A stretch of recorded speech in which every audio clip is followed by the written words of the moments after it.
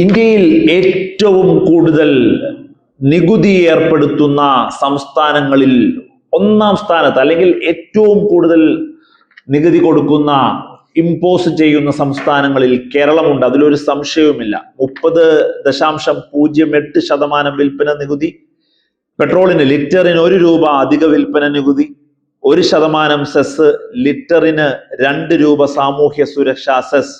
ഇങ്ങനെ വലിയ രീതിയിലുള്ള ക്ലാസിഫിക്കേഷനോട് കൂടിയാണ് സംസ്ഥാനം പെട്രോളിന്, ഇന്ധന വിലയിൽ വലിയ രീതിയിൽ ടാക്സ്, നികുതി ഇമ്പോസ് ചെയ്തിരിക്കുന്നത്. ഇതെല്ലാം എല്ലാ കാലത്തും ഉള്ളതാണ്. അതൊന്നുമല്ല പ്രശ്നം. ഇന്ന് ഒരു UDF അനുകൂല, കോൺഗ്രസ് അനുകൂല മുഖ്യധാരാ മാധ്യമത്തിനെ കൊണ്ട് പോലും പറഞ്ഞു, പ്രതിപക്ഷ സ്ഥാനത്തിരുന്ന VD സതീശൻ മുഖ്യമന്ത്രി കസേരയിലേക്ക് വരുമ്പോൾ പറഞ്ഞതിനെ മറക്കുന്നു എന്നുള്ള ഏറ്റവും വലിയ എവിഡൻസ് കൂടി ആ മാധ്യമം പുറത്തുവിടുക എന്നുള്ളതാണ്. 115 രൂപ 49 പൈസയാണ് ഇന്ന് പെട്രോളിന്റെ വില.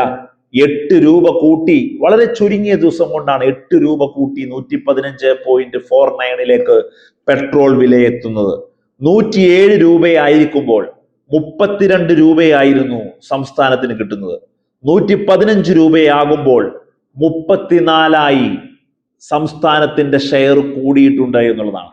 സംസ്ഥാനത്തിന്റെ 32-ൽ നിന്ന് 34-ലേക്ക് കിട്ടുന്ന എമൗണ്ട് കൂടി എന്നുള്ളതാണ്. വലിയ രീതിയിൽ 2000 കോടിയിലേറെ വലിയ അഡീഷണൽ ഇൻകം സേവ് ചെയ്യപ്പെടുന്ന ഒരു രീതിയിലേക്ക് വരുമ്പോൾ കൂടി വന്ന 2 രൂപയെങ്കിലും സംസ്ഥാനത്തിന്റെ ഭാഗമായി ഈ നാട്ടിലെ ജനങ്ങൾക്ക് കുറച്ചു കൊടുത്തൂടെ എന്ന് ഈ രാഷ്ട്രീയ കേരളം നിരന്തരം ചോദിക്കുമ്പോഴാണ് മുഖ്യമന്ത്രി VD സതീശൻ വസ്തുതകളെ മറച്ചു വെച്ചുകൊണ്ട് ഒരു കാരണവശാലും അത് പഠിക്കാതെ ചെയ്യാൻ പറ്റില്ല, കുറയ്ക്കാൻ പറ്റില്ല, സംസ്ഥാനത്തിന്റെ നികുതി കുറയ്ക്കുന്ന മണ്ടത്തരമാണ് എന്ന് തോമസ് ഐസക് പറഞ്ഞു എന്നുള്ള കാര്യങ്ങളൊക്കെ പറഞ്ഞ് വസ്തുതകളെ മറച്ചൊടിച്ചുകൊണ്ട് VD സതീശൻ മുമ്പോട്ട് പോയിക്കൊണ്ടിരിക്കുന്നതാണ്.